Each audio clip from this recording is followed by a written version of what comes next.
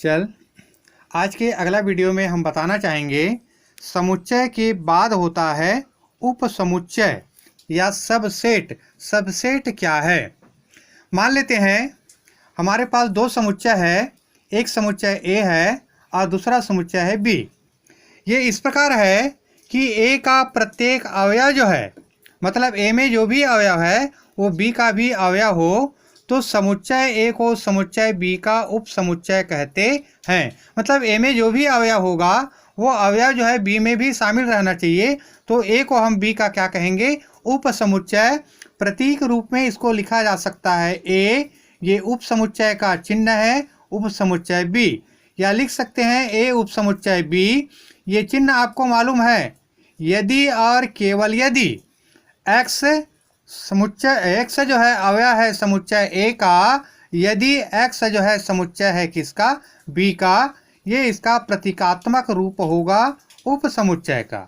उदाहरण से समझिए, जैसे ए बराबर आपको दिया है 1 2 3, बी बराबर दिया है 1 2 3 4। परिभाषा के आधार पर ए का प्रत्येक अवयव जो है, ए का प्रत्येक अवयव बी का भी अवयव होना चाहिए। तो ए में 1 2 और 3 है, ये 1 2 और 3 जो है बी में भी शामिल है, तो ए जो है उप समुच्चय कहलाएगा बी, क्योंकि ए का प्रत्येक अवयव बी का भी अवयव है।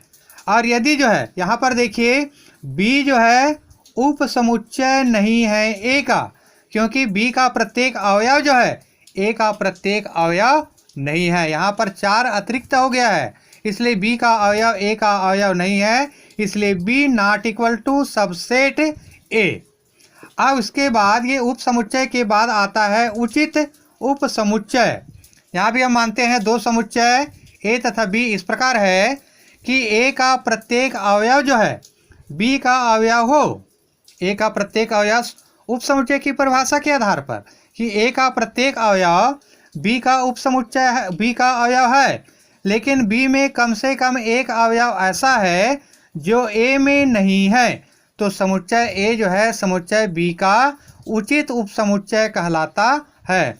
या इसे पढ़ते हैं ए उचित उप समुच्चय बी, या लिखते हैं ए उचित उप समुच्चय बी यदि ए उप समुच्चय बी, यदि ए जो है उचित उप समुच्चय है बी, जहाँ ए नॉट इक्वल टू बी। वही उदाहरण देखिए, ए बराबर 1 3 5 और बी बराबर दिया गया है एक्स, जहाँ की एक्स 6 से छोटी विषम प्राकृत संख्या।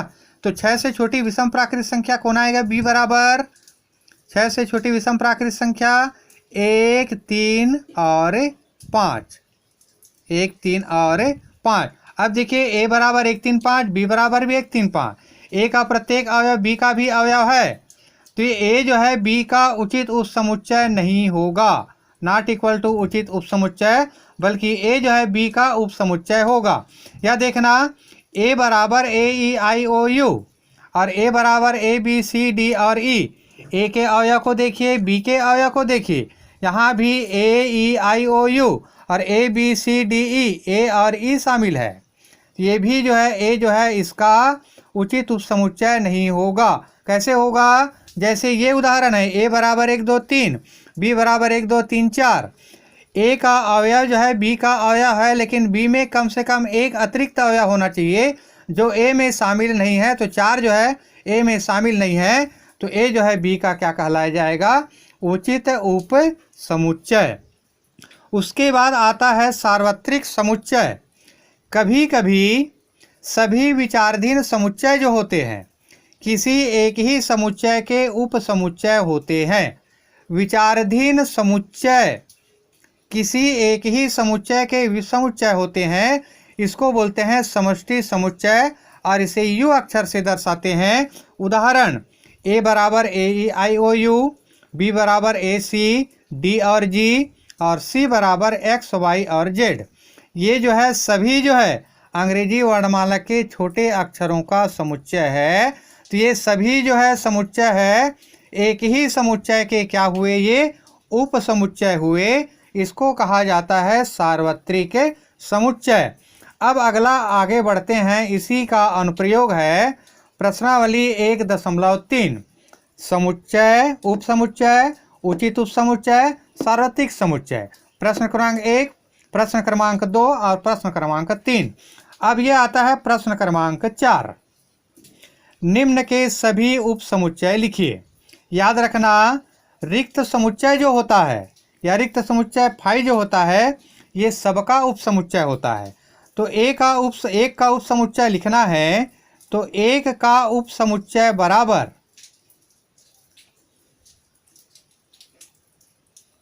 बराबर होगा फाई और दूसरा आएगा स्वयं संख्या होता है 1। इसी तरह से 1 और 2 का उप समुच्चय होगा 1 और 2 का उप समुच्चय। एक आएगा फाई सबका होता है, फिर आएगा 1 आएगा, फिर उसके बाद में 2 आएगा, फिर उसके बाद में आएगा 1 और 2। ये इसका उप समुच्चय होगा। 1 2 3 का उप समुच्चय क्या आएगा? 1 2 3 का उप समुच्चय फाई सबका उप समुच्चय होता है। फिर आएगा 1 आएगा, फिर आएगा 2 आएगा, फिर उसके बाद में आएगा 3 आएगा, 3 के बाद में आएगा 1 और 2 आएगा, उसके बाद में आएगा 1 और 3 आएगा, उसके बाद में आएगा 2 और 3 आएगा, फिर अगला हो जाएगा 1 2 और 3। ये उप समुच्चय लिखने का तरीका है। उप समुच्चय को इस रूप में लिखा जाता है। उप समुच्चय के बाद अगला लेके चलते हैं अंतराल आर के उप समुच्चय के रूप में। आर जो होता है ये कहलाता है वास्तविक संख्या। तो वास्तविक संख्या के अंतराल के रूप में उप समुच्चय, माना ए जो है छोटा है बी से और ए बी जो है ये समुच्चय है वास्तविक संख्या आर के। ए बी जो है समुच्चय है आर के, वास्तविक संख्या का समुच्चय। इसलिए इसको लिखा जा सकता है x, जहाँ पर a जो है less then x less than b, एक विपरीत अंतराल कहलाता है। सब छोटा का चिन्ह लगा है, a less than x less than b, तो ये कहलाता है विपरीत अंतराल। और इसे कोष्टक के अंदर, छोटा कोष्टक के अंदर ए बी द्वारा निरूपित करते हैं। इसको विपरीत अंतराल को, जिसमें ए और बी के बीच स्थित सभी बिंदु शामिल होते हैं। स्वयं ए और बी जो है इस अंतराल में स्थित नहीं होता है। उदाहरण जैसे ऋण 3 और 4 बराबर, इसको लिखेंगे विपरीत अंतराल के रूप में। यदि लिखा जाए, विपरीत अंतराल को समुच्चय निर्माण के रूप में लिखा जाए, x जहाँ की x जो है वास्तविक संख्या r है, ऋण 3 से बड़ा और 4 से छोटा, ऋण 3 से बड़ा और 4 से छोटा, तो इसका रूप आएगा विपरीत अंतराल रूप ऋण 3 और 4। ये दो कंडीशन में होता है। जिस अंतराल में एक अंत बिंदु भी शामिल होते हैं वो बंद अंतराल कहलाता है, और इसको दोनों तरफ ये बड़ा कोष्टक के अंदर लिखा जाता है बंद अंतराल को। जैसे ए बी बराबर लिखा है, इसको हम लिखेंगे x, जहाँ की x जो है वास्तविक संख्या r है। a का मान जो है less than equal to x, छोटा है या बराबर है x या छोटा है बराबर है b।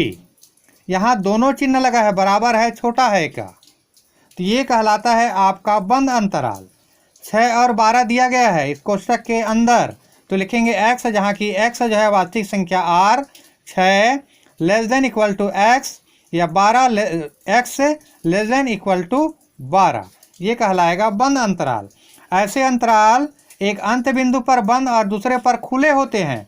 जैसे इस तरह का चिन्ह होता है, एक तरफ बड़ा कोष्टक, दूसरा तरफ छोटा कोष्टक। इसको जब लिखा जाएगा ए और बी को, x बराबर, जहाँ की x, ये a जो है less than equal to x या x लेस देन b, यहाँ बड़ा और छोटा का चिन्ह लगेगा इस कोष्टक के आधार पर, और यहाँ छोटा है का, a शामिल है b शामिल नहीं है। सेम इसका उल्टा कोष्टक लगा है, यहाँ पर देखिए, छोटा कोष्टक बड़ा कोष्टक ए बी, इसको लिखेंगे x, जहाँ की x ये वास्तविक संख्या r है और a जो है छोटा है x से, और ये less than equal to b, इसमें a शामिल नहीं है। कौन शामिल है? b शामिल है। यहाँ चिन्ह लगा है और इसमें यहाँ चिन्ह लगा है। ये चिन्हों का आपको प्रयोग जानना है। आज के वीडियो में बस इतना ही। सेम प्रश्नावली 1.3 में यही क्वेश्चन प्रश्न क्रमांक 6 और प्रश्न क्रमांक 7 में दिया गया है। ये उदाहरण के आधार पे आपको बनाना है।